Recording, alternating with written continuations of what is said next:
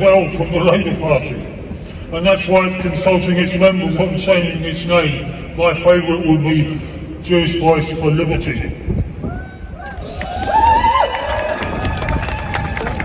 There are other Jews on this demonstration together. To be very honest, it's brought us together, and thank you for that. The lie that Israel speaks to Jews creates a censorship that tries to silence Jews who stand up for justice. And this is the same sin that calls all of us in this square hateful. It's the same censorship that tries to stop us being critical at work of Israel's actions and on social media for fear of being called anti-Semitic. And let's be really clear. Anti-Semitism is prejudice against Jews and is a racism as pernicious and nasty as any other racism. When we condemn Israel's apartheid, we are better than that. We do not condemn Israel's actions because they're decided by Jews. We do not condemn Israel's people. We name what is wrong. Apartheid, discrimination, settler colonialism, war crimes and genocide.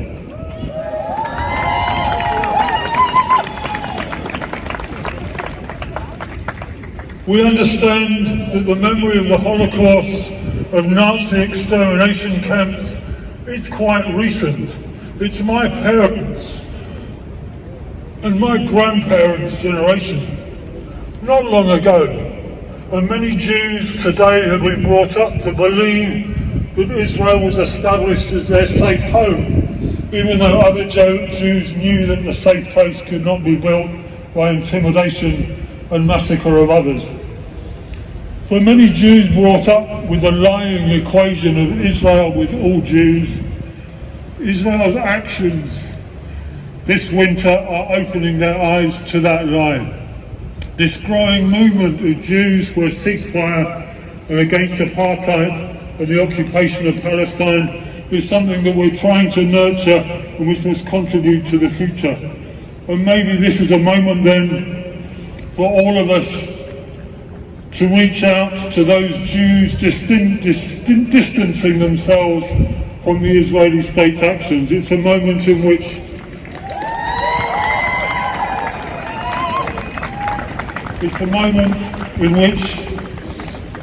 the Palestine Solidarity Campaign and mosques and all of us can reach out to synagogues to encourage the idea that cooperation and compassion are possible in a new Palestine-Israel. It will take a very different government to achieve that new land. It cannot be done with a regime that deals in apartheid in order to keep and extend its power, that tries to justify the murder of tens of thousands of civilians, including many thousands of children. But we can rise above the attempts to make us the aggressive ones.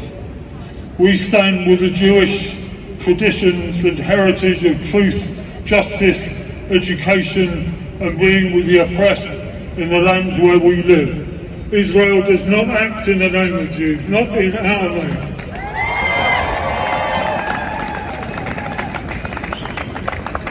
All of you, all of us are the ones who understand and care about justice.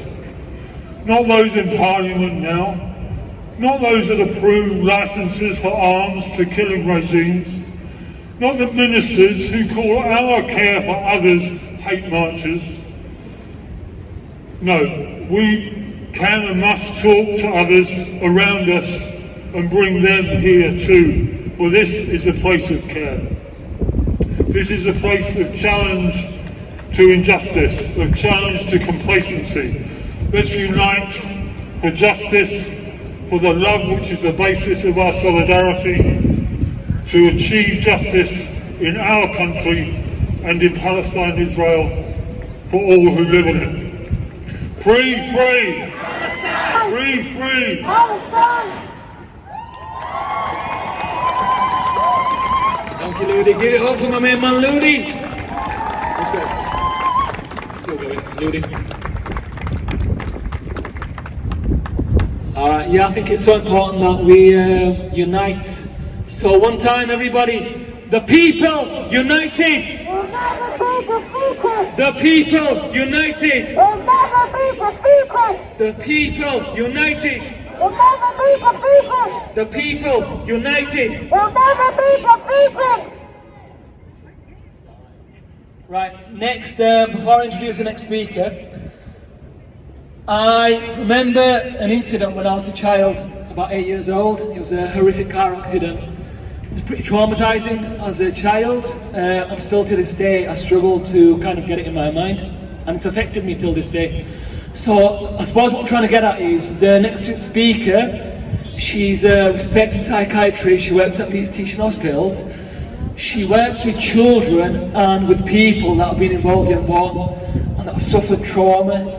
So I've especially asked her to come up and speak about the effects of trauma from war-given places upon children and people generally. So people give a round of applause for Dr. Ms. Abbas from Leeds Teaching Hospitals. Thank you. Hi, thank you for the introduction. Just a slight correction, I don't work with children, I work with the adults when they have grown up from the suffering that they have had as children. So my name is Ms. Abbas, I'm a consultant psychiatrist. I'm not Palestinian, but I am human. And as a human, what we are bearing witness to on our screens is utterly soul-destroying. As well as being human, we all have our own lenses through which we witness this genocide. And it is seeing this genocide through my lens as a psychiatrist that I want to share with you today.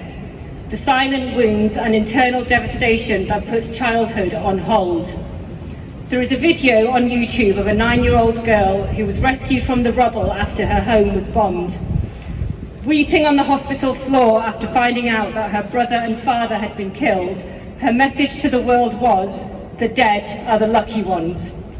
The death, destruction, devastation and human suffering that we see on our screens does not show us the silent effects of war. This little girl, along with hundreds of thousands of children across Palestine, is enduring the silent wounds of genocide. She will continue to endure the silent wounds for the rest of her life. The one sentence of this little girl showed me a glimpse into what is now embedded into her very being, and the feeling, and I can only imagine the dread and the feeling in the pit of her stomach. War, with its relentless fury and rampant destruction, imposes a long dark shadow on the most vulnerable in our society, our children. From the moment the first bombs hit Gaza, the trajectory of every Palestinian child's life changed forever and unleashed devastation into the core of every little person. Hold this 9-year-old girl in your mind. She represents many thousands. The impact on her extends far beyond the physical realm of injury, death and destruction of homes, infrastructure and communities. It has penetrated the delicate fabric of her childhood, seeping into every aspect of her existence, leaving with it profound psychological scars, the scars that nobody sees but are etched in her heart and her mind forever, and will remain long after the echoes of the conflict end. Her home was reduced to rubble, her school shattered, and the playground where she once played silenced by the roar of gunfire. This has created an environment that is not only physically perilous, but emotionally crippling. The loss of a familiar and secure environment has disrupted her foundational elements of childhood, leaving an indelible mark on her sense of stability and security. The devastation extends into the essence of childhood innocence. The echoes of explosions, the wailing sirens, and the constant fear of impending danger has replaced her carefree laughter and innocent play that should have defined her early years. The spectre of insecurity and her now struggle for survival will overshadow the simplicity of her childhood and cast a shadow that will linger far into her future. Schools, the cornerstone of childhood development, have borne the brunt of this war's fury, destroying the educational journey of countless Palestinian children. The loss of access to education will not only hinder their intellectual growth, but also deprive them of the normacy and routine that provide a sense of purpose and structure to their lives. The displacement suffered, like this little girl, only exacerbates the psychological toll. Forced to leave behind familiar surroundings, the children will be grappling with a sense of rootlessness, detachment and loneliness. The uncertainty of their future will prolong an already fragile and fearful emotional state. Exposure to violence can manifest in a range of future psychological difficulties, including anxiety, depression and post-traumatic stress. The latter emerges once the conflict ends, as a haunting spectre, infusing the minds of children with the vivid and distressing memories of the horrors they have witnessed, that their minds and hearts will never forget. Not only will our beloved children of Palestine live through the genocidal war today, they will relive and relive it every day for the rest of their lives. Long after the conflict ends, they will hear the sounds of bombs wherever they go.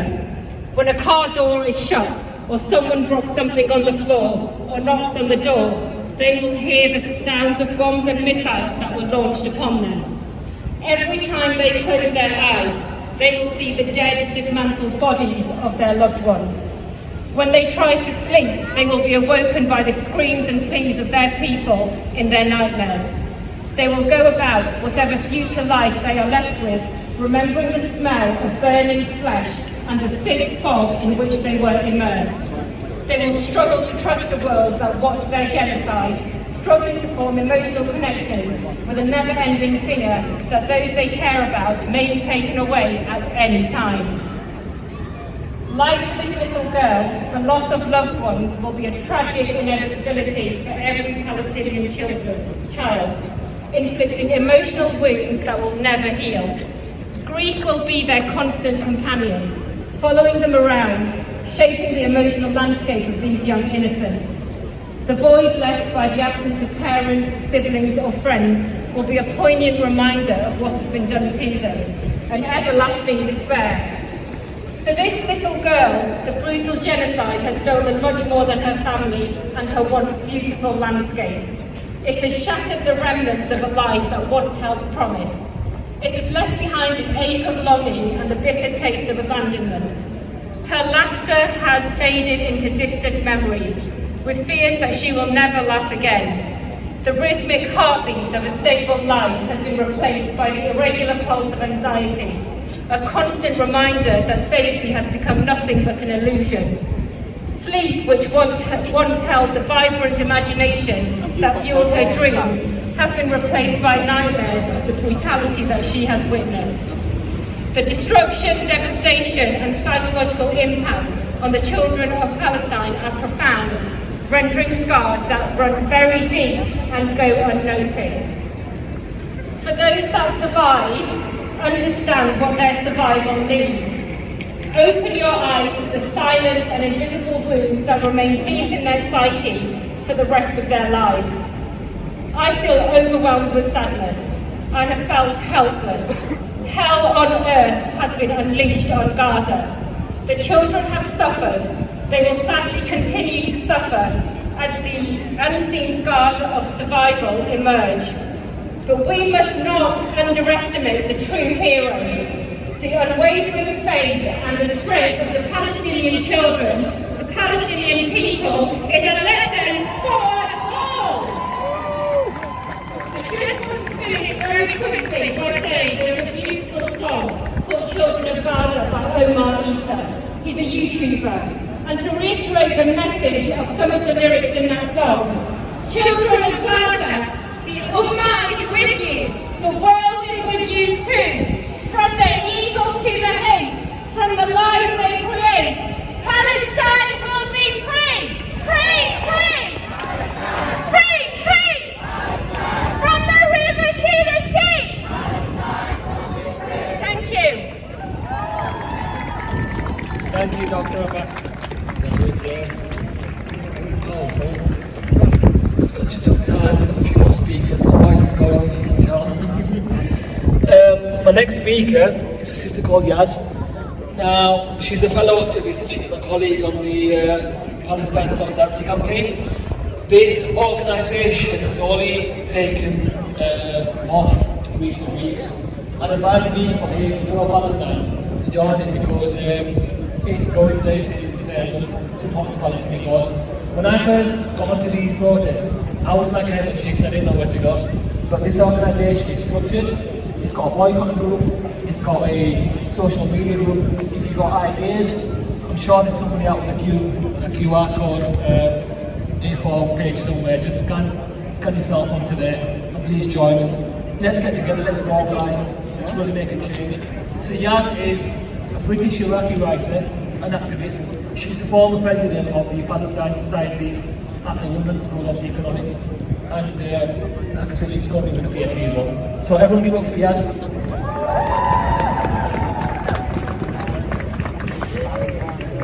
We stand here today on day 84 of Israel's bombardment of Gaza, full of rage. The 75-year ordeal of the people of Palestine is older than most of us, but we gather here as we have done every week to bear witness.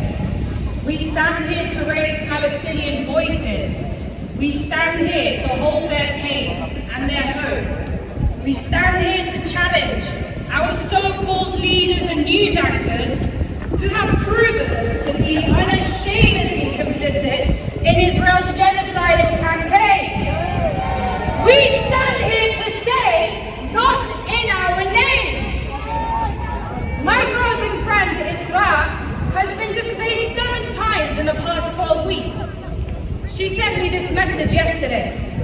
Israel has destroyed Gaza and leveled it to the ground, leaving us with nothing.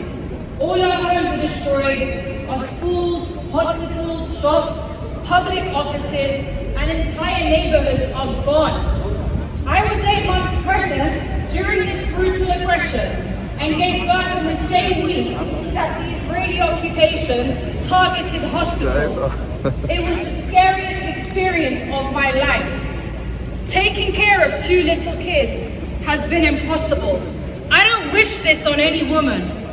If our recently assassinated professor, Dr. Rifat Al-Arir, fought with his pen, then you must fight with your voices.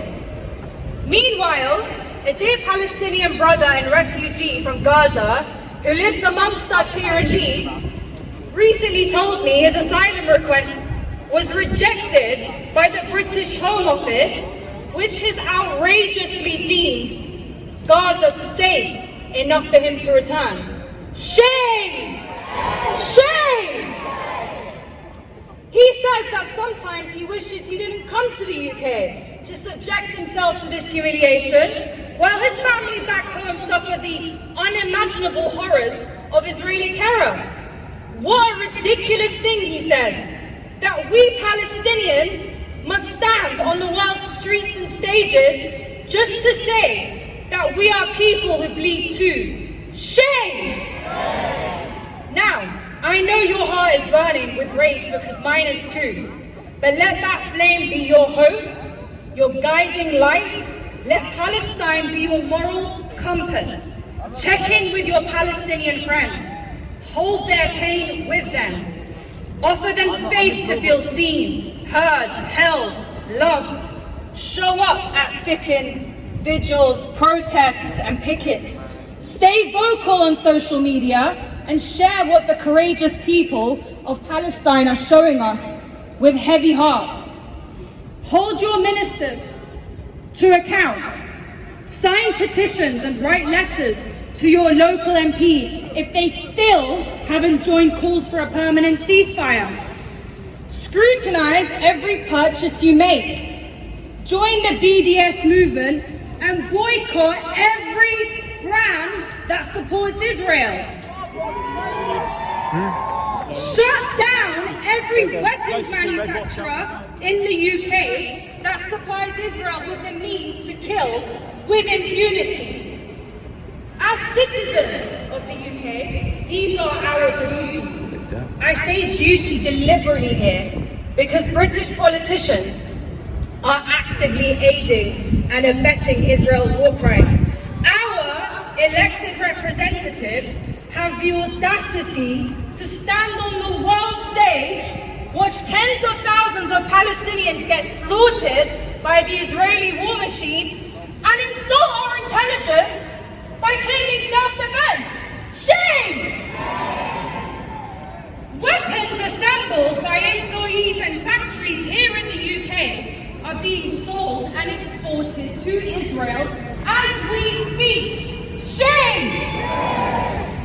Universities across the UK invest over £420 million in companies complicit in Israeli violations of international law. Shame! These actions make this country collectively and directly complicit in the dispossession, displacement, and murder of Palestinians. If we don't take a stand, we're complicit too. Shame! I was 9 when I watched the Israeli forces shoot and kill Mohammed al-Durra at the Gaza Strip in 2000 as his desperate dad tried to shield him from the bullets. He was 12. It feels like nothing's changed. The cycle is vicious and haunting. And here we are, still. But never forget that Nelson Mandela's long walk to freedom involved 27 years in prison before he rose to become the first democratically elected president of post-apartheid South Africa. This, my friends, is the long walk to freedom in Palestine. It is. The permanent ceasefire will come.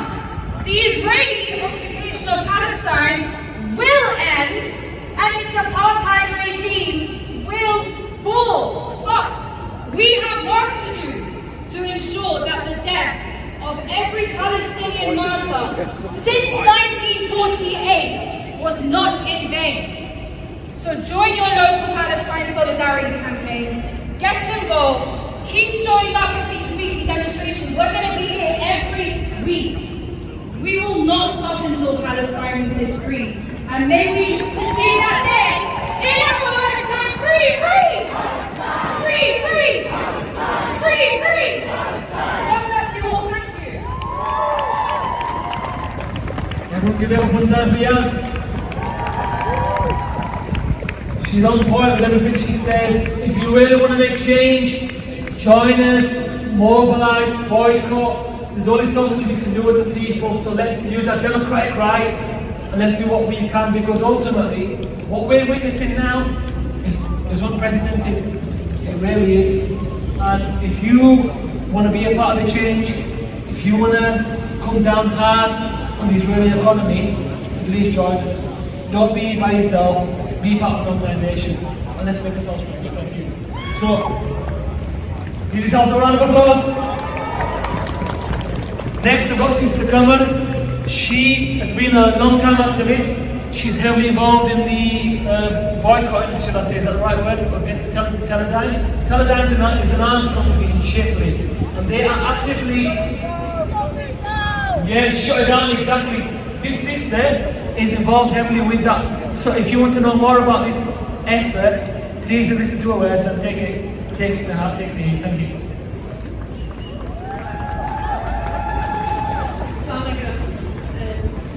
So Teledyne is on our doorstep, and I'm here to say to you that not on our doorstep, not anymore. We've been talking about arms and about targeting, and when healthcare workers and doctors and journalists have been targeted, it's using technology that's coming from the UK and coming from 15 minutes away from here in a factory in Shipley. Shame on you.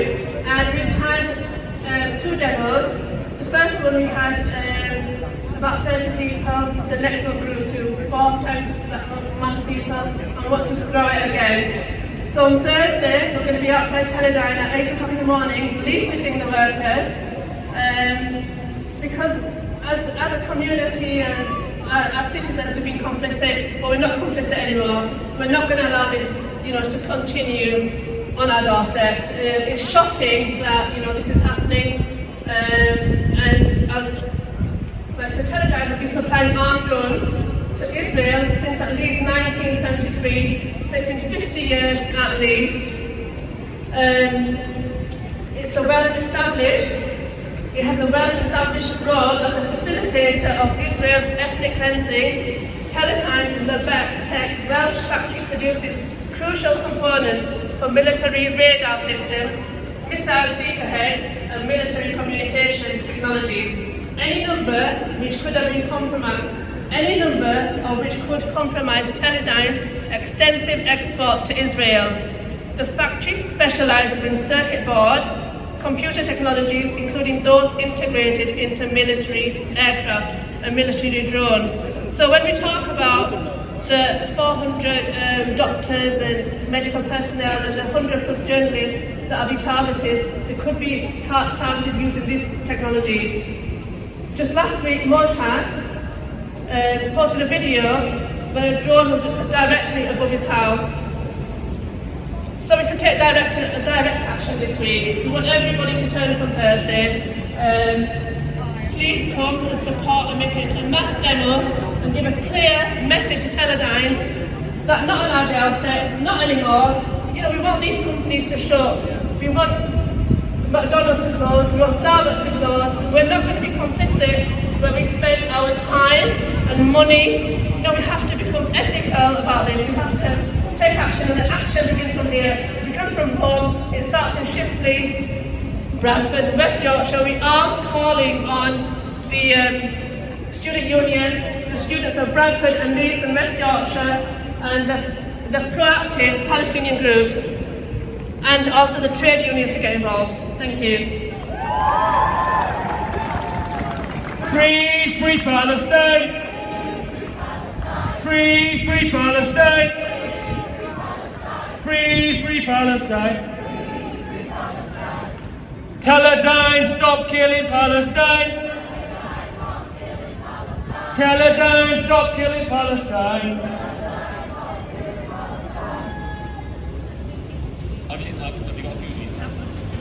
Guys, please support Sister Cumber by turning up to these picket. So the demo is on Thursday, 8 o'clock, I'm just going to tell you again, 8 o'clock in the morning. We're going to be targeting the workers and giving them leaflets, talking to them if we can. And at 10:30 to 11:30 is the demo. It's in Shipley. The address is not on the leaflet, but you can Google it. It's Airdale Road, I think? Otley Road. So please turn up 10:30 to 11:30, 8 a.m. if you can. Thank you. Next, we've got Jawad. Jawad now, I'm sure not a lot of people know Jawad. He's from Leeds Beckett University. He is a history student. He's going to talk a little bit about the history of Palestine. Over to you, Buff.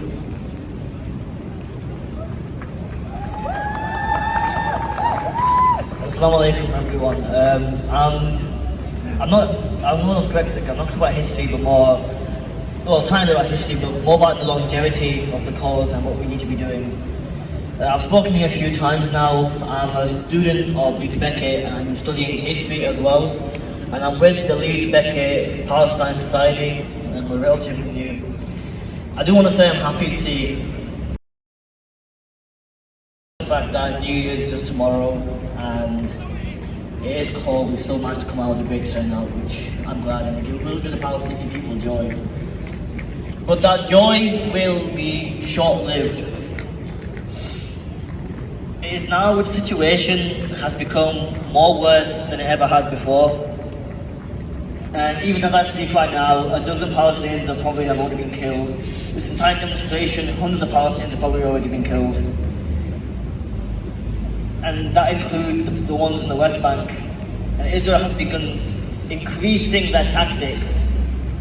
There's more mass graves being found with the bodies of Palestinians piled in them. There are stadiums being turned into concentration camps to strip down men, women and children to their bare skin and then murder them. Think about that for a second. It's a concentration camp within a concentration camp. There's more and more videos coming out of Israelis murdering Palestinians, bombing hospitals, desecrating their corpses. The soldiers are admitting to hunting down babies. and killing them. Pregnant women are being run over by bulldozers, crushed. There's never been a limit to what Israel is capable of, and we're seeing increase in real time, despite their previous atrocities. And despite all that, the Palestinians in Palestine and in diaspora have continued to resist, as they have done for 75 years. So I'm going to talk about resistance. 3 months have passed, and in that time, more than 20,000 Palestinians are dead, but that number is estimated to be higher. I'm a student. My semester has finished, and I started when this started. And as our semester has ended, this is still going.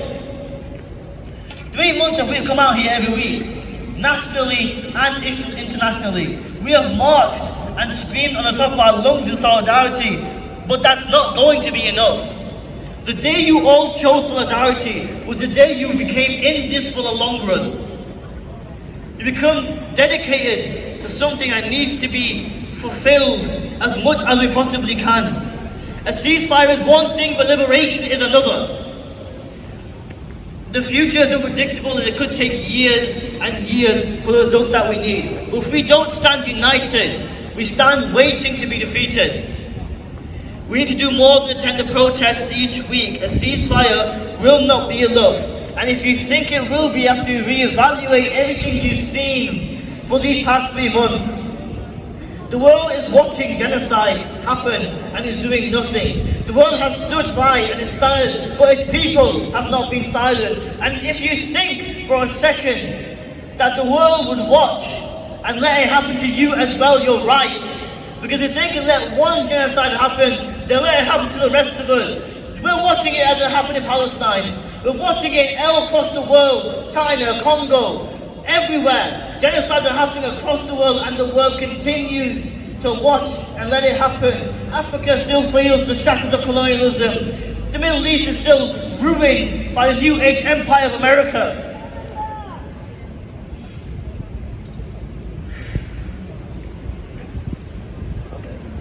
Guys, can we have a doctor down at the back? There's a lady that's fallen down. So I know there's a couple of doctors here from A&E, if you can attend to if that's okay. Thank you, sorry about that, John. Oops, right. We need to do more. That's the simple thing, we need to do more. For 75 years, we've seen the Palestinians suffer, no more. For 75 years, the world has been silent, no more. For many years, we ourselves have been silent, no more.